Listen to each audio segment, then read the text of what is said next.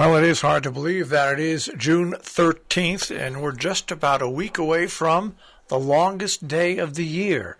And then we start sliding back into darkness. Well, with that happy thought in mind, it's time for Willie Hallihan and Sporting a Cause.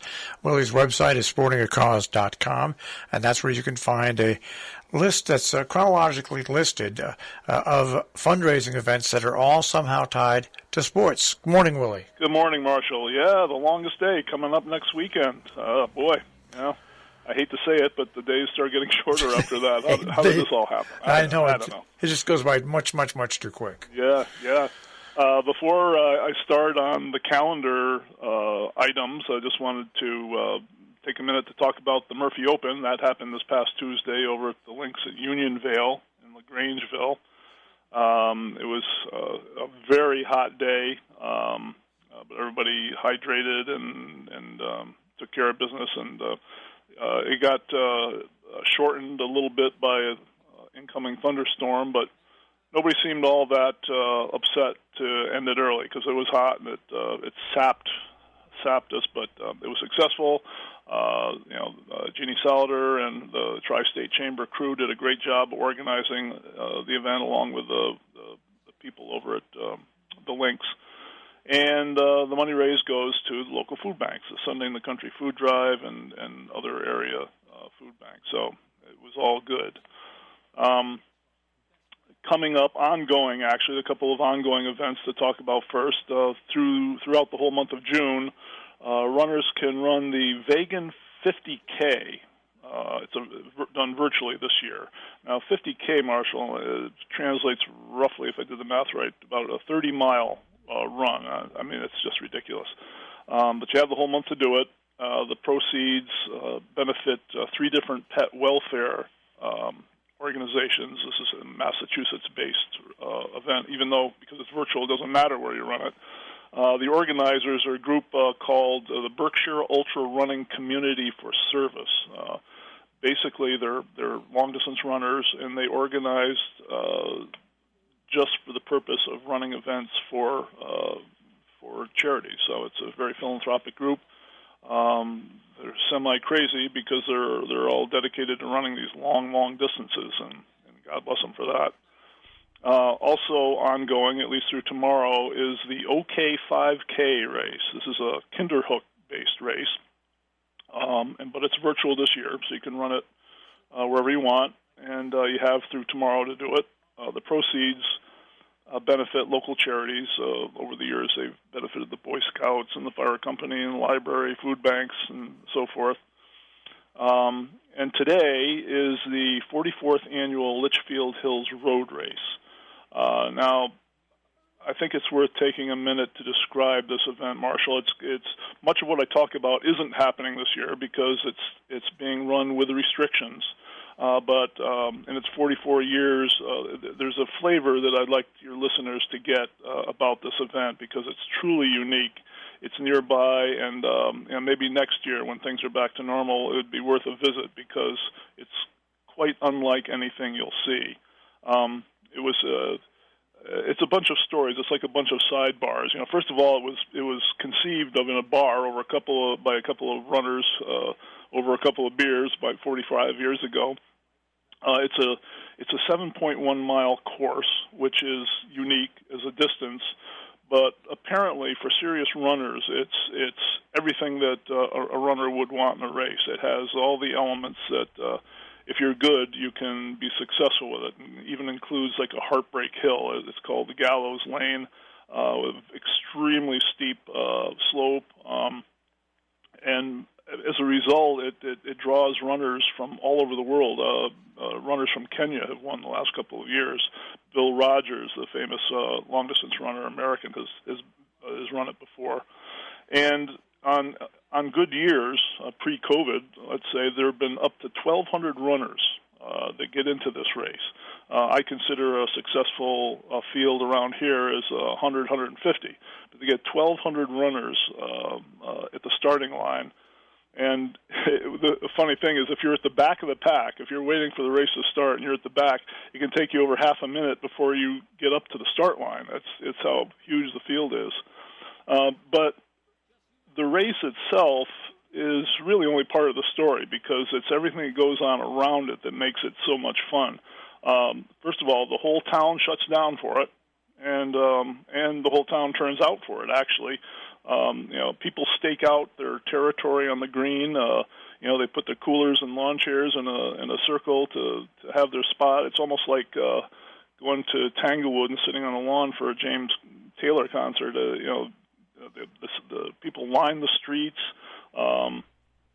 There's an artillery contingent that arrive in full Civil War regalia.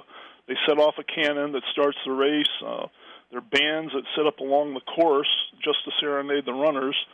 And the night before, and this is very touching, I think.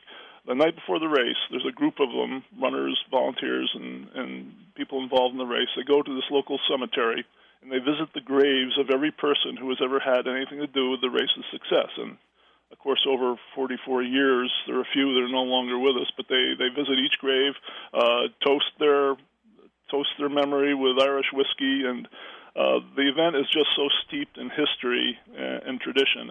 It's great, and it's actually almost a week-long event. I mean, there are town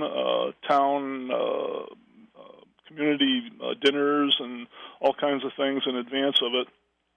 And one thing that, not the least of which, is the economic impact of an event like this on a town like Litchfield. I mean, it can't even be calculated because people are coming into town from all over. They're staying. They're in the restaurants. They just fill up the town, and it's nothing but good. And I'm sure the people of Litchfield are going to be grateful next year, I hope, to return to what it used to be. I mean, they're limiting the entries to 500, just 500 this year. There can be no crowds. There's no pomp and ceremony going on, but they're still pulling it off.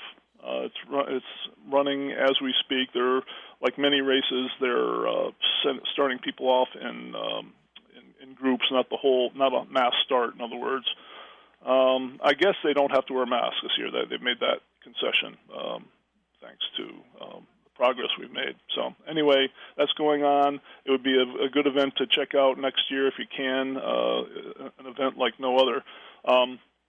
There are a couple of other events that are similar in terms of being more than the race itself, like the Kent Pumpkin Run is one of those, where hundreds, maybe thousands of people turn out to watch, has a high number of entries.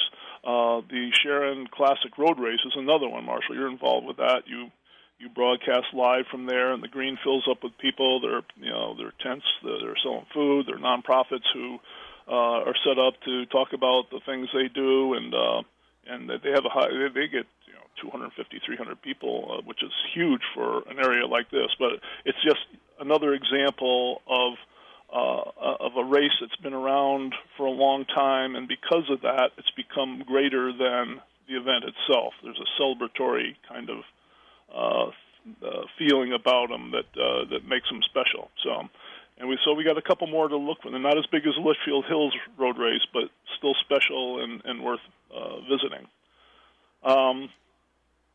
Next Saturday, Father's Day, is the longest day.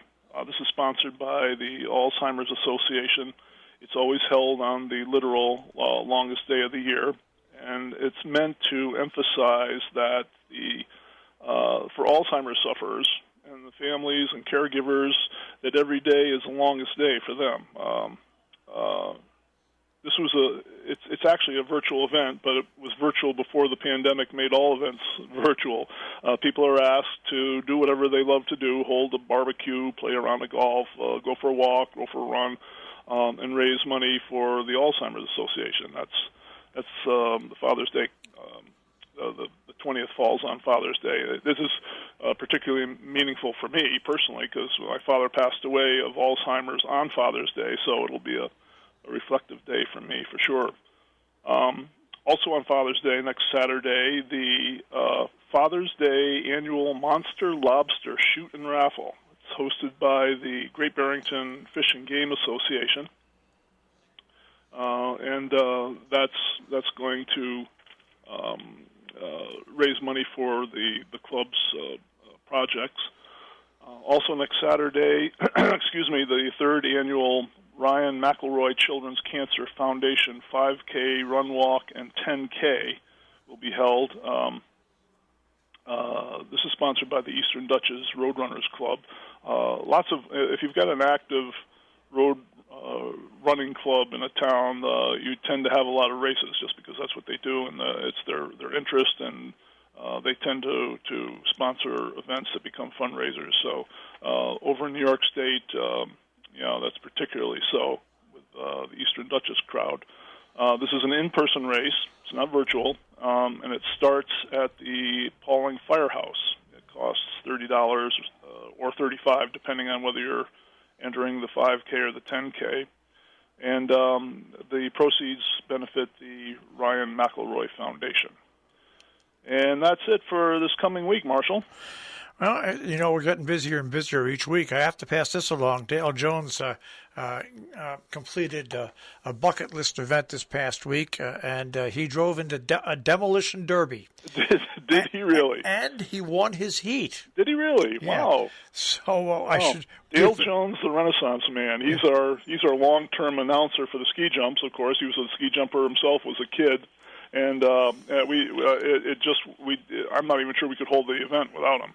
Yeah, well, I've known Dale forever. We worked together with the original WKZE many, many years ago. But it was fun to see that he got to drive and win his heat. So congratulations! That must have been was that the Stampede? Yeah. Okay, because I knew they had a demolition derby element there. Well, good for him. So did he get out unscathed? He got out unscathed and he won his heat. And I figured it's sports related, and we have to tip our cap to him. Absolutely. Good for you, Dale. All right, Willie, sportingacause.com is the website. Willie, we'll speak to you next week. Okay, Marshall. Thanks so much. Take care.